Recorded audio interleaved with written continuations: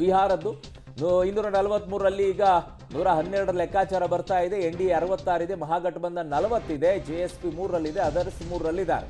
So ಅಂಚೆ ಮತ ಎಣಿಕೆಯಲ್ಲಿ NDA ಮುನ್ನಡೆಯನ್ನ ಕಾಯ್ಕೊಂಡು ಹೋಗ್ತಾ ಇದೆ. ಸೊ ಇದುವರೆಗೂ ಕೂಡ 70 ಕ್ಷೇತ್ರಗಳಲ್ಲಿ NDA ಮುನ್ನಡೆಯನ್ನ ಕಾಯ್ಕೊಂಡು ಸಾಗ್ತಾ ಇದೆ. ಮಹಾಗಠಬಂಧನ್ 35ರಲ್ಲಿ ಮುನ್ನಡೆಯನ್ನ ಕಾಯ್ಕೊಂಡು ಮುಂದೆ ಸಾಗ್ತಾ ಇದೆ. ಸೊ ಈ ನಂಬರ್ಸ್ಗಳು ತುಂಬಾ ವೇರಿಯೇಷನ್ ಆಗ್ತಾ ಇದೆ. ಅಂಚೆ ಮತದ ಮಾತ್ರ ಹೇಳ್ತಾ ಇದ್ದೀನಿ ನಿಮಗೆ, ಭಾಳ ತಲೆ ಕೆಡಿಸ್ಕೊಳ್ಳೋಕೆ ಹೋಗ್ಬಿಡಿ. ಅಂಚೆ ಮತಗಳದ್ದು ಇದು ಮುಂದಿನ ಪರಿಣಾಮಗಳನ್ನು ಉಂಟು ಮಾಡುತ್ತೆ. ಅದು ಯಾವಾಗ ಅಂತಂದರೆ EVM ಕೊನೆಯ ಘಟ್ಟದಲ್ಲಿ ಬಂದ್ಬಿಟ್ಟು 100, 200, 300 ಈ ವೋಟ್ಗಳದ್ದೇನಾದರೂ ವೇರಿಯೇಷನ್ ಆಗುತ್ತೆ ಅಲ್ಲ, ಆವಾಗ ಭಾಳ ಕ್ರೂಷಿಯಲ್. ಅಂಚೆ ಮತದಾನದ ಎಫೆಕ್ಟೇ ಆಗಲ್ವಾ ಅಂತಂದರೆ ಡೆಫಿನೆಟ್ಲಿ ಆಗುತ್ತೆ. ಅದು ಯಾವಾಗ ಅಂತಂದರೆ 100, 200 ಮತಗಳದ್ದು ಏನಾದರೂ ವ್ಯತ್ಯಾಸಗಳು ಬರುತ್ತೆ ಅಲ್ಲ ಆಗ. ಸೊ ಹಾಗಾಗಿ ಅದು ಕನ್ಸಿಡರ್ ಆಗುತ್ತೆ. ಎಷ್ಟು ಏನು ಎತ್ತ ಅನ್ನುವಂಥ ಲೆಕ್ಕಾಚಾರಗಳು. ಬಟ್ ಒಂದಿಷ್ಟಂತೂ ಕಾಣಿಸ್ತಾ ಇದೆ ಅಂಚೆ ಮತದಾನದ ಲೆಕ್ಕಾಚಾರಗಳು. ಬಟ್ ಸಾಮಾನ್ಯವಾಗಿ ಎಕ್ಸಿಟ್ ಪೋಲ್ ವಿಚಾರದಲ್ಲಿ ಬಹಳ ಹೇಳ್ತಾ ಇದ್ದಿದ್ದನ್ನು ಕೇಳಿಸ್ಕೊಳ್ತಾ ಇದೆ. ಎಕ್ಸಿಟ್ ಪೋಲ್ಗಳ ರೀತಿಯಲ್ಲಿ ಆಗ್ಬಿಟ್ರೆ ಹೆಂಗೆ ಅಂತೇಳಿ. ಆಗಬಹುದು, ಆಗ್ಲಿಕ್ಕೂ ಇಲ್ಲ. ಕಾರಣ ಅವರ ಸಂಸ್ಥೆಗಳು ಕೂಡ ಏನು ಸುಮ್ಮನೆ ಕೂತಿರೋದಿಲ್ವಾ, ಕೂತ್ಬಿಟ್ಟು ಕೊಟ್ಬಿಟ್ರೆ ಅವ್ರ ಸಂಸ್ಥೆಗಳಿಗೆ ಕೆಟ್ಟ ಹೆಸರಲ್ವಾ, ಅವರಿಗೆ ಕೆಟ್ಟ ಹೆಸರಾಗುತ್ತೆ, ನಂಬಿಕೆನೇ ಇರೋದಿಲ್ಲ. ನಂಬಿಕೆ ವಿಶ್ವಾಸಗಳನ್ನ ಉಳಿಸ್ಕೊಳ್ಬೇಕು ಅಂತೇಳಿ. ಬಟ್ ಆದ್ರೆ ಸ್ಯಾಂಪಲ್ ಕಲೆಕ್ಷನ್ ವಿಚಾರದಲ್ಲಿ ಎಕ್ಸಿಟ್ ಪೋಲ್ಗಳು ಒಂದಿಷ್ಟು ಚರ್ಚೆಗಳಿದೆ. ಕೊಟ್ಟಿರುವಂಥ ಡಾಟಾಗೂ ಮತ್ತೆ ಅಲ್ಲಿರುವಂಥ ನಂಬರ್ಸ್ಗಳು ವ್ಯತ್ಯಾಸಗಳಿದೆ ಅಂತ ಹೇಳ್ತಾ ಇದ್ದಾರೆ. ನೀವು ಹೋಗ್ಬಿಟ್ಟು ಕೆಲವೇ ನಿಮಿಷಗಳಲ್ಲಿ ಹೆಂಗ್ರಿ 30-40 ಪ್ರಶ್ನೆಗಳನ್ನ ಕೇಳ್ತೀರಾ, ಅಷ್ಟೊಂದು ಸ್ಯಾಂಪಲ್ ಹೆಂಗ್ ಕಲೆಕ್ಷನ್ ಮಾಡ್ತೀರಾ, ಎಲ್ಲಿಂದ ಎಲ್ಲಿಗೆ ಹೋಗ್ತಿದ್ದೀರಿ ನೀವು, ಇವೆಲ್ಲ ಅನೇಕ ರೀತಿಯಾದಂಥ ಚರ್ಚೆಗಳಾಗಿವೆ, ಇಲ್ಲ ಅಂತ ಹೇಳೋದಿಲ್ಲ ನಾನು.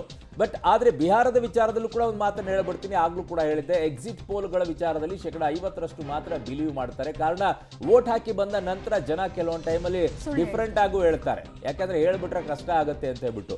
ಹಾಗಾಗಿ ಹಂಗೂ ಆಗಿರ್ಬೋದು, ಹಿಂಗೂ ಆಗಿರ್ಬೋದು, ಎರಡು ಲೆಕ್ಕಾಚಾರಗಳನ್ನು ಇಟ್ಕೊಳ್ಬಹುದು. ನೀವು ಏನ್ ಬೇಕಾದ್ರೂ ಆಗ್ಬೋದು. ಬಟ್ ಅದೇ ರಿಸಲ್ಟ್ ಆದ್ರೆ ಜನ ಒಂದು ಕಡೆಗೆ ಸ್ವಿಂಗ್ ಆಗಿದ್ದಾರೆ ಅನ್ನುವಂಥದ್ದು ಲೆಕ್ಕಾಚಾರ. ಒಂದು ವೇಳೆ ಮಹಾಗಠಬಂಧನ್ ಏನಾದರೂ ಇಲ್ಲಿ ಕಡಿಮೆ ಆದ್ರೆ ಅದನ್ನು ನೇರವಾಗಿ ದೂಷಿಸೋದು ರಾಹುಲ್ ಗಾಂಧಿ ಅವರನ್ನೇ.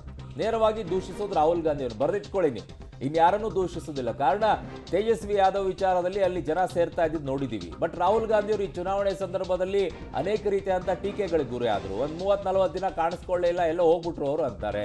ಆಮೇಲೆ ಆ ಕಡೆಗೆ ಚುನಾವಣೆ ಮತದಾನ ಆ ಕಡೆಗೆ ನಡೀತಾ ಇದ್ರೆ ಈ ಕಡೆಗೆ ಇವರು ಎಲ್ಲಿ ಮಧ್ಯಪ್ರದೇಶದಲ್ಲಿ ಹೋಗ್ಬಿಟ್ಟು ಸಫಾರಿಗೆ ಹೋಗಿದ್ರಂತೆ. ಏನೇನೋ ಟೀಕೆಗಳನ್ನು ರಾಹುಲ್ ಗಾಂಧಿ ಅವರು ಅನುಭವಿಸಬೇಕಾಯಿತು. ಈ ವಿಚಾರದಲ್ಲಿ ಹೇಗೆ ನಿಭಾಯಿಸ್ತಾರೆ ಮಹಾಗಠಬಂಧನ್ ಅಂತ ಹೇಳಿ. ನಂಬರ್ಸ್ ಕಡಿಮೆ ಆದರೆ, ಇಲ್ಲದೇ ಇದ್ರೆ ಓಕೆ ಗುಡ್, ಜೋಡಿ ಚೆನ್ನಾಗಿದೆಯಪ್ಪ ರಾಹುಲ್ ಗಾಂಧಿ ತೇಜಸ್ವಿ, ಅದು ಜೋಡಿ ಅಂದ್ರೆ ರಾಜಕೀಯದ ಬೇರೆ ಜೋಡಿ ಅನ್ಕೊಳಕ್ ಹೋಗ್ಬಿಡಿ, ಅದು ಚೆನ್ನಾಗಿದೆ ಅಂತ ಹೇಳ್ತಾರೆ. ಇಲ್ಲದೇ ಇದ್ರೆ ಡ್ಯಾಮೇಜ್ ಅಂತೂ ಇದೆ. ಬಟ್ ಬೇರೆ ರಾಜ್ಯಗಳಲ್ಲಿ ಇದರ ಇಂಪ್ಯಾಕ್ಟ್ ಹೇಗಾಗುತ್ತೆ ಅನ್ನುವಂಥದ್ದನ್ನು ಹೇಳ್ಬಿಡ್ತೀನಿ ನಿಮಗೆ.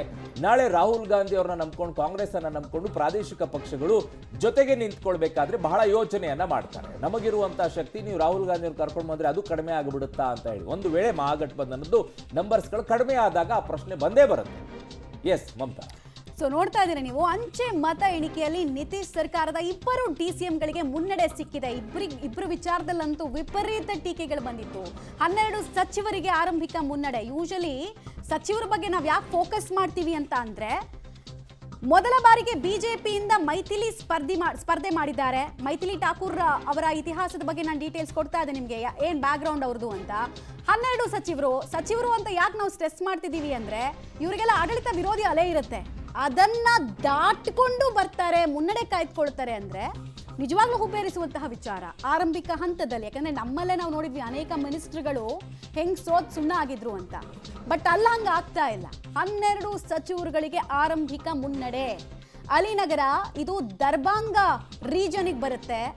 ಅಲ್ಲಿ ಅಲಿನಗರ ಒಂದು ನಿಮ್ಗೆ ದರ್ಬಾಂಗ್ ಇದೆಯಲ್ಲ, ಅಲ್ಲಿ ಮುಸ್ಲಿಮ್ಸ್ ಮತ್ತು ಯಾದವ ಕಮ್ಯುನಿಟಿ ಹಾಗೂ ಕುರ್ಮಿ, ಈ 3 ಕಮ್ಯುನಿಟಿಗಳು ತುಂಬಾ ದೊಡ್ಡ ರೋಲ್ ಅನ್ನು ಪ್ಲೇ ಮಾಡುತ್ತೆ. ಸ್ವಿಂಗ್ ಮಾಡ್ತಾರೆ. ಹಿಂದೂ ಮುಸ್ಲಿಂ ಅಂತ ಬಂದಾಗ ಯಾದವರು ಬಿಜೆಪಿ ಅಥವಾ NDA ಜೊತೆಗೆ ನಿಂತಿದ್ದಿದೆ. ಈಗ ನಿಮಗೆ ನಂಬರ್ಸ್ ತೋರಿಸ್ತಾ ಇದ್ದೀನಿ. NDAಗೆ 76 ಕ್ಷೇತ್ರಗಳಲ್ಲಿ ಮುನ್ನಡೆ ಸಿಕ್ಕಿದೆ. MGPಗೆ 45 ಕ್ಷೇತ್ರಗಳಲ್ಲಿ ಮುನ್ನಡೆ.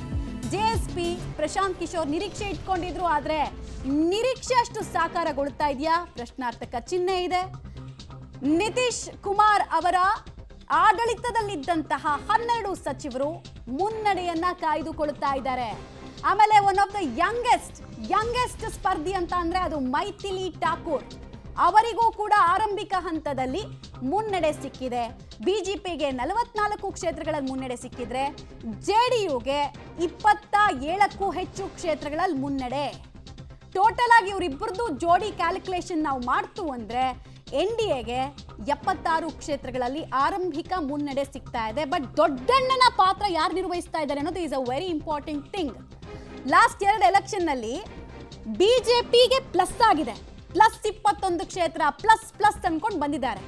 ಲಾಸ್ಟ್ ಟೈಮು ಪ್ಲಸ್ ಆಗಿದ್ರು ಕೂಡ ಲಾಸ್ಟ್ ಇಯರ್ ಲೋಕಸಭೆ ಎಲೆಕ್ಷನ್ ಆಯ್ತಲ್ಲ, ಹಿಂಗಾಗಿ ಅವ್ರಿಗೆ ಸ್ವಲ್ಪ ಸೀಟಲ್ಲಿ ವೇರಿಯೇಷನ್ ಮಾಡಿದ್ರು ನಿತೀಶ್ ಕುಮಾರ್ ಅವರು. ನಿಮಗೆ 110 ಲಾಸ್ಟ್ ಟೈಮ್ ಕೊಟ್ಟಂಗೆ ಕೊಡಲ್ಲ, ನಾವು 101 ಕೊಡ್ತೀವಿ, ನೀವು ಸಾಧನೆ ಏನು ಮಾಡ್ತೀರಾ ಮಾಡ್ಕೊಳ್ಳಿ ಅಂತ ಹೇಳಿದ್ರು. ಸೊ 50 ಕ್ಷೇತ್ರಗಳಲ್ಲಿ ಅವರು ಮುನ್ನಡೆಯನ್ನು ಕಾಯ್ದುಕೊಳ್ತಾ ಇದ್ದಾರೆ. JDU 27 ಕ್ಷೇತ್ರ, JDUದು ವರ್ಚಸ್ಸು ಕಡಿಮೆ ಆಗ್ತಾ ಇದೆ 2020ರಿಂದ. 2020ರಲ್ಲಿ 43 ಕ್ಷೇತ್ರಗಳನ್ನ ಗೆದ್ಕೊಂಡಿತ್ತು JDU. ಈ ಸಲ ಕೂಡ ಏನಾದರೂ ಹೆಚ್ಚು ಕಡಿಮೆ ಆದರೆ ಬಿಜೆಪಿನೇ ಲಾರ್ಜೆಸ್ಟ್ ಸಿಂಗಲ್ ಲಾರ್ಜೆಸ್ಟ್ ಪಾರ್ಟಿ ಆದರೆ JDUಗೆ ನಿತೀಶ್ ಕುಮಾರ್ ಅವರ ಕಷ್ಟ ಇದೆ. ಹಾಗಂತ ನಿಮಗೆ ನಿತೀಶ್ ಕುಮಾರ್ ಅವರ ರಾಜಕಾರಣವನ್ನು ನಾವು ಯಾರ ಜೊತೆ ಕಂಪೇರ್ ಮಾಡ್ಬೋದು ರಾಜ್ಯದಲ್ಲಿ ಅಂತ ಕೇಳಿದ್ರೆ ಸಿದ್ದರಾಮಯ್ಯ ಅವ್ರ ಜೊತೆಗೆ. Very very calculative, seasoned politician. ಅಂದರೆ ಚಿಕ್ಕ ಜಾತಿಗಳನ್ನು ಹುಡುಕಿ ಟಿಕೆಟ್ ಕೊಡಿಸಿದ್ದಾರೆ ಅವರು. ಒಟ್ಟಲ್ಲಿ ನಮ್ಮ NDA ಗೆಲ್ಲಬೇಕು ಅನ್ನೋದು ಅವ್ರ ಲೆಕ್ಕಾಚಾರ ಆಗಿತ್ತು. ಇದೆಲ್ಲವನ್ನ ಕ್ಯಾಲ್ಕುಲೇಟ್ ಮಾಡ್ಕೊಂಡು ಏನಾಗುತ್ತೆ ಅನ್ನೋದನ್ನ ನೋಡಬೇಕು.